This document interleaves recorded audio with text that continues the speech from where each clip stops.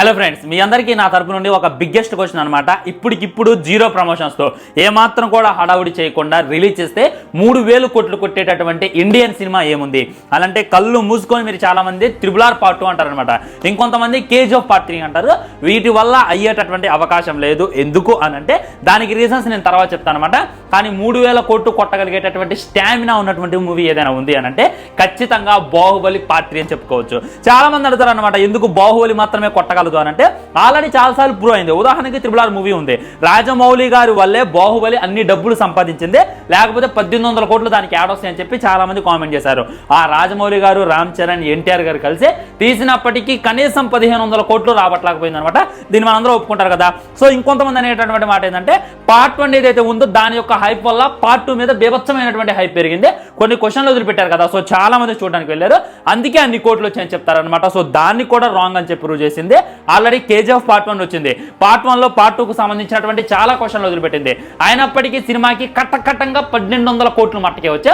So Baahubali ఏది కూడా దాటలేకపోయింది. So బాహుబలిని దాటాలన్నా 3,000 కోట్లు ఉన్న పలంగా కొట్టాలన్నా స్టామినా ఉన్నటువంటి వన్ అండ్ ఓన్లీ మూవీ ఖచ్చితంగా బాహుబలి Part 3.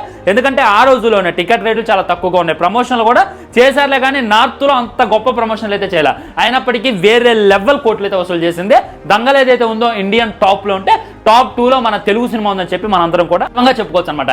సో ఇప్పుడు బాహుబలి Part 3 గురించి ఎందుకు డిస్కషన్ నడుస్తుంది అంటే రీసెంట్ గా డిజ్నీ హాట్‌స్టార్ లో బాహుబలి క్రౌన్ ఆఫ్ బ్లడ్ అంటే రక్త కిరీటం మీదుగా ఒక ట్రైలర్ అయితే రిలీజ్ చేశారనమాట. అది యానిమేషన్ రా బాబు, అది ప్రభాస్ అన్న లేడు, రానా లేడు, రాజమౌళిలో ఒక ఇంటర్ఫియర్ కూడా లేదు, అది చిన్న పోరగాలి అని చెప్పి మీరు అనుకుంటే మట్టిగా మీరు పప్పులో కాలేసినట్టే. ఇది ఇప్పుడు ట్రెండ్ అయినటువంటి ట్రెండ్ కాదు, దాదాపు మార్వెలే. ఉదాహరణకి spider man back to home అని చెప్పి ఒకటి ఉంటుంది అనమాట. మూవీ ఆల్రెడీ చాలా రోజుల క్రితం వచ్చింది. సో అందులో ముగ్గురు స్పైడర్ మ్యాన్ కలుస్తారు అనేటటువంటిది మన కళ్ళతో చూసిన సినిమాలు. కానీ అంతకుముందే వచ్చినటువంటి యానిమేషన్ కార్టూన్స్ లో ముందుగానే మనకి చూపించేశారు, ముగ్గురు స్పైడర్ మ్యాన్ కలుస్తారు, తను ఈ విధంగా వేరే వేరే స్పేస్కి వెళ్తారు అనేటటువంటిది ముందు మనకు చూపించారు అనమాట.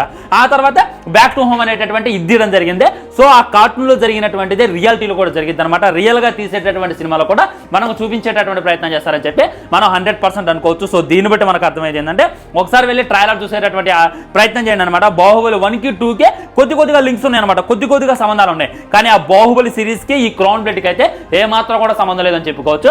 ఇందులో మెయిన్ విలన్ గా కట్టప్పనే చూపించేస్తారనమాట. కట్టప్ప ఎవరైతే ఉన్నారో ఇక్కడ శివగామికి డోకరా ఇచ్చిండు, మహేశ్వతికి డోకరా ఇచ్చిండు. సో తన మీద యుద్ధం ప్రతిపాదించారనమాట. తన మీద బాహుబలి ఉండొచ్చు, బల్లాలు ఉండొచ్చు, ఏ విధంగా యుద్ధం చేస్తారనేటటువంటిది ఇంకొన్ని రోజుల్లో మనమైతే చూడబోతున్నాం. సో ఈ స్టోరీ బేస్ తీసుకొని Part 3 చేసేటటువంటి ప్రయత్నం చేస్తున్నారు. అంటే ఇప్పుడు కట్టప్ప తక్కువ కాదు, సైన్యం మొత్తం తన వెనకే ఉంది.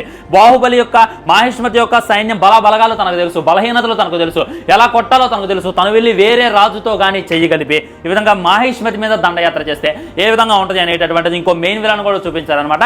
ఇక వాడు ఒక్కని కొట్టడానికి బాహుబలి బల్లది ఒకటే, మరి వాడి మీద ఫైట్ చేసేటటువంటి ప్రయత్నం చేస్తున్నారు. అయినప్పటికీ కొట్టాలనేటటువంటి గ్యారంటీ లేదు అనేటటువంటిది ట్రైలర్ లో క్లియర్ గా క్లుప్తంగా చూపించారు.